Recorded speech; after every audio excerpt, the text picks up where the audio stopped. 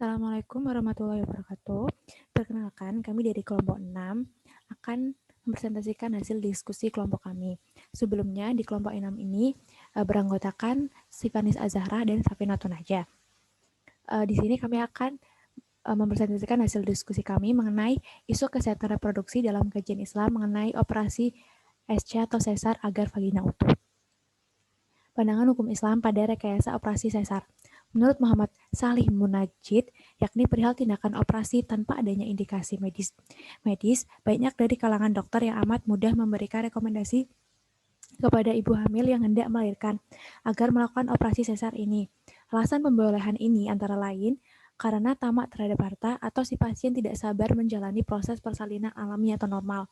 Tamak terhadap harta di sini dimaksudkan karena kan dilakukannya operasi pastinya kan membutuhkan biaya yang banyak karena dokternya ingin si pasiennya ini membayar lebih seperti itu. Kemudian demikian juga beberapa wanita sengaja memilih operasi ini demi menjaga keindahan tubuh mereka atau demi menghindari rasa sakit. Tidak dilakukan lagi, sikap ini adalah wujud menyanyiakan faedah yang banyak. Dikarenakan dengan operasi ini kan nantinya pada saat tindakan operasi mungkin kan ada tindakan pembiusan, jadi tidak merasakan rasa sakit atau mungkin sakitnya itu tidak sesakit ketika wanita melahirkan normal. Kemudian tidak halal menerima permintaan wanita hamil yang ingin dioperasi sesar padahal dia tidak memerlukannya. Seorang wanita boleh melakukan tindakan atau memilih operasi sesar saat hendak melahirkan, namun dengan catatan dalam kondisi darurat atau berdasarkan indikasi medis dari dokter yang terpercaya. Indikasi medis yang dimaksud didapatkan dengan cara melakukan konsultasi bersama dokter kandungan. Faktor penyebab terjadinya operasi sesar. Faktor penyebab terjadinya operasi sesar ada dua, yaitu faktor medis dan faktor non-medis.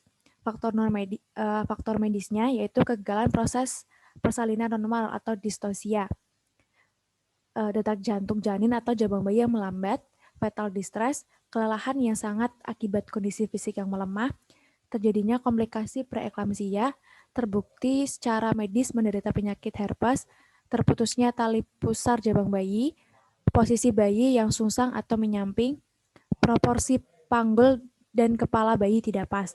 Kemudian yang faktor non-medis itu ada kesepakatan suami dan istri, ada pengetahuan, faktor sosial, kecemasan persalinan normal, dan kepercayaan. Analisis hukum Islam pada rekayasa operasi sesar. Yang pertama, hukum-hukum syariat secara taklifiyah.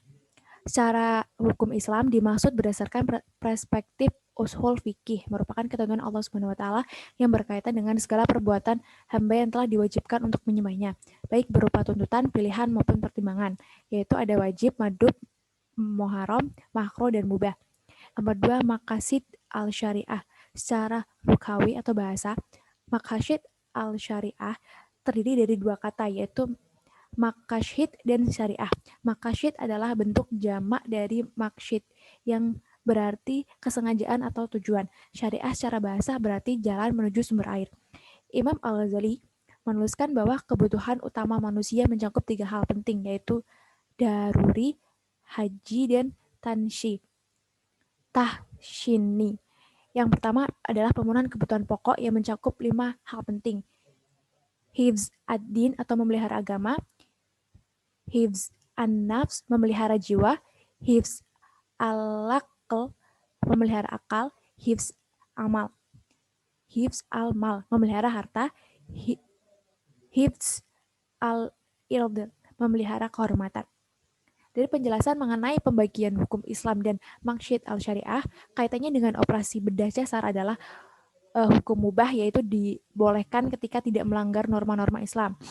Dalam maqasid al-syariah juga disebutkan hifz an-nafs memelihara jiwa sebagai kebutuhan pokok bagi setiap individu. Dalam operasi sesar adalah satu tujuannya adalah untuk menjaga jiwa agar lahir dengan selamat. Kemudian kesimpulannya, faktor atau indikasi yang menjadi sebab dilaksanakannya operasi sesar ada dua, yaitu indikasi medis dan non-medis. Faktor medis yaitu terjadinya operasi sesar yang pada dasarnya bukan karena ada niat atau keinginan dari pasien, tetapi memang murni karena adanya gangguan atau kondisi yang tidak normal. Faktor non-medis yaitu terjadinya operasi sesar atas keinginan dari pasien atau pihak keluarga atau suami karena alasan-alasan tertentu. Masalah operasi sesar dalam Islam, dibolehkan melakukan operasi sesar hanya dengan indikasi medis karena bertujuan untuk menghilangkan mudarat yang ditimbulkan. Adapun pada rekayasa operasi sesar yang tanpa adanya indikasi medis, maka jelas Islam mengharamkannya karena hal ini tidak selaras dengan ketentuan syariat karena besarnya bahaya atau dampak negatif yang akan muncul baik kepada ibu atau bayi yang dilahirkannya ketika melakukan rekayasa operasi sesar tanpa indikasi medis. Terima kasih, sekian dari kelompok kami. Apabila ada pertanyaan, silakan ditanyakan. Terima kasih atas kerjasamanya. Wassalamualaikum warahmatullahi wabarakatuh.